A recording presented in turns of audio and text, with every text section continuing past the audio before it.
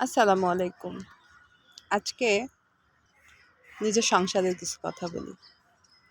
আমার বিয়ের সময় আমি শুনেছিলাম যে আমার শ্বশুরের ২ জন বউ এবং তারা একই বাড়িতে থাকে। বিষয়টা খুব ইন্টারেস্টিং লেগেছিল। পরে যখন আমি ওই বাড়িতে গেলাম, যাওয়ার পর ২ ওয়াইফকে দেখলাম, আমার ২ শাশুড়িকে দেখলাম। তো ১ম এ দেখে তো আমি বুঝতে পারি নাই যে তাদের মধ্যে আসলে সম্পর্কটা কেমন। ১ম এ আমাকে শো অফ করা হয়েছিল যে তারা খুব হ্যাপি ফ্যামিলি। এবং আমি দেখেছিও তাই। আমি বরং সবাইকে গল্প করতাম যে আমার শ্বশুরের ২ টা বউ থাকলেও তাদের মধ্যে সমঝোতাটা খুবই ভালো, খুবই সুন্দর, খুব অমায়িক ব্যবহার তাদের। দিন গেল আস্তে, আস্তে বুঝতে পারলাম যে না আসলে এগুলো সবই লোক দেখানো ছিল। আসলে আমাদের ইসলাম ধর্মে আমাদের ৪ টা বিয়ে পুরুষ মানুষের জন্য জায়েজ আছে। তবে সেটা ক্ষেত্র বিশেষে, কারণ সাপেক্ষে। কেউ যদি শখ করে বিয়ে করে সেটা কখনোই কিন্তু অ্যালাউ না। আর কিছু পুরুষ মানুষ আছে অন্য মহিলাদের কাছে জায়গা খোঁজে কিভাবে, নিজের বউয়ের বদনাম করে। কিন্তু এই বদনামটা করার পেছনে যে সেই যে সম্পূর্ণভাবে দায়ী, এটা কিন্তু কখনো সে বলে না, প্রকাশও করে না। সে কি বলবে? আমার বউ আমাকে এরকম এই করে, এই আচরণ করে, আমার বউটা ভালো না, আমাকে সময় দেয় না, ইত্যাদি, ইত্যাদি। কিন্তু যেই মহিলাটার কাছে বলে, সেই মহিলাটা হয়তোবা তাকে জায়গা দেয় এবং জায়গা দেওয়ার পরে যখন তার জীবনে তার এন্ট্রি হবে, তখন সে হাড়ে, হাড়ে টের পাবে যে আসলে তার বড় বউ কেন এমন করেছিল। আর আমাদের সমাজে একটা জিনিস দেখবেন, আশেপাশে যত কাহিনী দেখছি, আমার জানা মতে বড় বউদের ক্ষেত্রে না মানুষ থাকে কি জানেন? মানুষ থাকে হচ্ছে স্বৈরাচার। তার ইচ্ছা মতো সে আচার-আচরণ করে। কিন্তু কোনো কারণে যখন জীবনে ২য় নারীর প্রবেশ ঘটে, ২য় বউ আসে, তখন সে হয়ে যায় হচ্ছে বাধ্যগত। এমন বাধ্যগত হয় যে সে তার সেকেন্ড ম্যারেজটাকে টিকায় রাখার জন্য সে সব কিছু করে। সব কিছু, এভরিথিং। যে বড় বউয়ের সঙ্গে বা বড় সংসারে সে যা করতে পারে নাই, সে সব কিছু করে। ইন কেস যদি সেকেন্ড ওয়াইফও চলে যায় কোনো কারণে, লাইফে আসবে ৩ নম্বর নারী এবং সেই ৩ নম্বর নারীর ক্ষেত্রে তখন সে হয়ে যায় বাধ্যগত এবং অনুগত।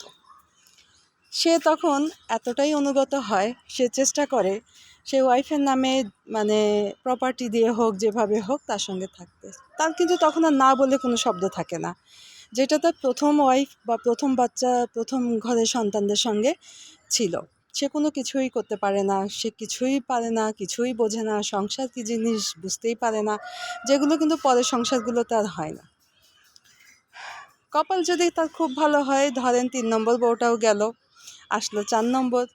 সেই বেলায় সে কী হয়ে যায়? সে একেবারে পোষ্য হয়ে যায়। পোষ্য মানে কি? গৃহপালিত পোষা প্রাণী হয়ে যায়।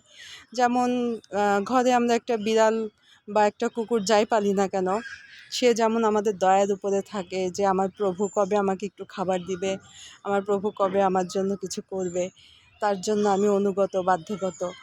ঠিক সেরকম ৪ নম্বর বউয়ের বেলায় সে সেরকমই হয়ে যায়। তো আমার লাইফে আমি দেখেছি আমার শ্বশুরমশাই যখন কেনাকাটা করছে, মার্কেট করছে, সে তার বড় বউয়ের জন্য যেটা কিনছে ছোট বউয়ের জন্য একই জিনিস কিনছে, শুধু রঙটা আলাদা কিনেছে। বাট ২ জনের ক্ষেত্রে সমান সমান। তো আমার লাইফে আমার হাজব্যান্ড তার মায়ের সঙ্গে সে এতটাই কম্পেয়ার করে, সারাক্ষণই করে আসছে।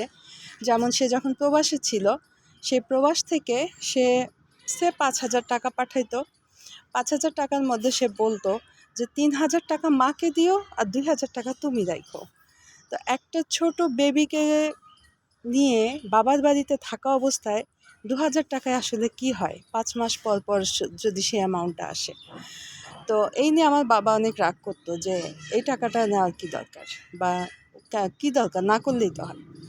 তো তো আমার শাশুড়ি মা সে সতীনের সংসারেও এতটা অশান্তি ভোগ করে নাই যতটা আমি আমার সংসারে ভোগ করেছি।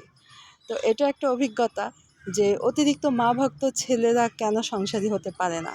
সে দেখেছে তার মা খুব কষ্ট পেয়েছে সতীনের কারণে, সেজন্য সে তার নিজের বউ বাচ্চাকে ভুলে যেয়ে মাকে প্রায়োরিটি দিয়েছে।